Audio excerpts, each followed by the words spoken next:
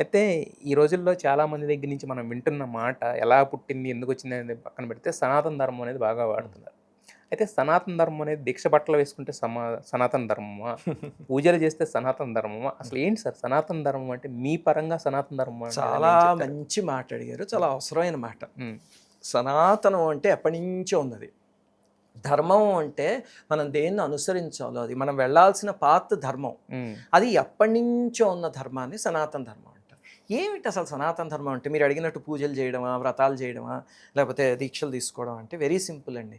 మన పురాణాలు గాని, ఇతిహాసాలు కానీ అవన్నీ పళ్ళనుకుంటే వాటన్నిటిని పిండి ఆ పిప్పంతా తీసేస్తే ఆఖరినొచ్చే జ్యూస్ ఉంటుంది. హ్మ్. అది ఒకే లైన్. హ్మ్. పరోపకార పుణ్యాయ పాపాయ పరపీడనం. హ్మ్. అంతే. హ్మ్. అంటే పక్కవాడిని సంతోషపెట్టి మంచి పని చేస్తే అది చెయ్యాల్సింది. హ్మ్. పక్కవాడిని ఏడిపించడం చెయ్యకూడనిది.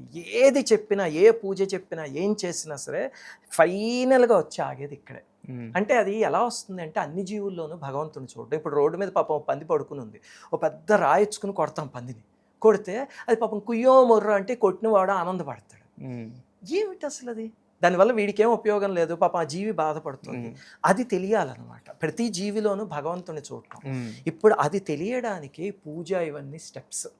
పూజ చేస్తే ఏమవుతుందంటే చిత్తశుద్ధి వస్తుంది. హ్మ్. ఫస్ట్.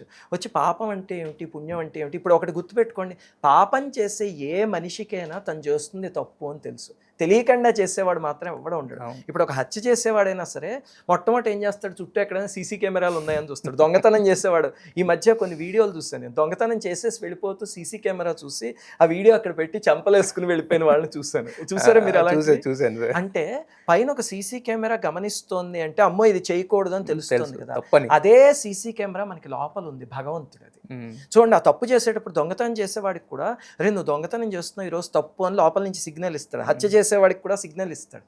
వాళ్ళేం చేస్తారంటే, ఆ అంతరాత్మ నోరు నొక్కేసేసి వాళ్ళు చేసే ఆ పని చేస్తారు. ఈ హ్మ్. పూజ ఇలాంటివి చేస్తూ ఉంటే ఏమవుతుందంటే, చిత్తశుద్ధి కలిగి ఆ పాపానికి, పుణ్యానికి బైఫర్కేషను అవొచ్చి పాపకార్యాలు వీలున్నంత వరకు చేయకూడదు. పుణ్యమే చెయ్యాలి అని అనిపిస్తుంది ఫస్ట్. హ్మ్. ఎందుకంటే అది ఎలా స్టార్ట్ అవుతుందంటే పుణ్యం చేస్తే మనకి మంచిది, పాపం చేస్తే మనకి చెడ్డది. అది హ్మ్. కూడా పర్వాలా హ్మ్. Basic step. హ్మ్. హ్మ్. దాని తర్వాత కొంచెం పైకి వెళ్ళాక ఏమిటంటే పుణ్యం చేస్తే మనకి మంచిది అని కాదు.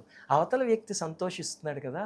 అబ్బా! అదేదో భలే బావుంది ఆ సంతోషం అనే స్టేజ్ వస్తుంది. హ్మ్. వచ్చి అప్పుడు వాడికి ఆ ఉపకారం చేయడం. ఇంకా పై స్టేజ్‌కెళ్తే వాళ్ళలో భగవంతుడిని చూసి చేయడం. అప్పుడు ఒక కుక్కకి ఆకలేసినా సరే పాపం అయ్యో! పాపం దానిలో ఉన్న భగవంతుడు అలా దీనంగా చూస్తున్నాడే అనిపిస్తుంది. తీసుకువెళ్ళి పెట్టాలనిపిస్తుంది. హ్మ్. పూజ అవన్నీ కూడా అవి నేర్పిస్తాయి.